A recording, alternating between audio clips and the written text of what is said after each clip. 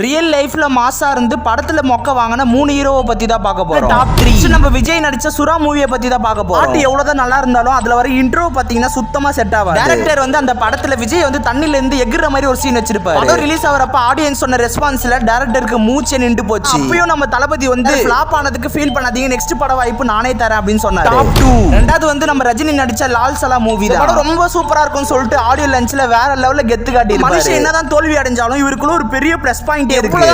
நான் வேற முளைச்சு வருவேன்டா அப்படின்னு நிக்கிறேன். உண்மையா சொல்லுங்க, 70 வயசுல கூட ஒரு மனுஷன் இந்த மாதிரி ஆக்டிவா இருப்பாரு. எனக்கு ஃபேவரட்டா ரொம்ப பிடிச்சது ரஜினிகாந்த் மட்டும்தான். மூவி வந்து அவருக்கு சுத்தமா போகல. குமார் எல்லாம் கடந்து போகும். டாப் 1 முன்னதா பார்க்கும்போது நம்ம இந்தியன் 2 தான். Anchor sir point of view பார்க்கும்போது நல்லா இருக்குன்னு சொல்லிட்டு யோசிச்ச நம்ம டைரக்டருக்கு இப்படி நம்ம ட்விஸ்ட் வைக்கணும்னு சொல்லிட்டு அந்த ஒரு விஷயம் இவருக்கு தெரியாம போயிடுச்சு. மூவி நம்ம எல்லாருமே நல்லாவே பார்த்திருப்போம். இதுல மாசா இருந்த நம்ம கமல் இந்தியன் 2ல டமாஸ் ஆயிட்டாருங்க. அதான் இவருக்கு அந்த படம் ஃபிளாப்பா இருந்தாலும் இந்த நாள் வரைக்கும் ஃபேன் பேஸ் அதிகமா தான் இருக்கு. ரொம்ப பிடிச்ச ஆக்டர் யாரு?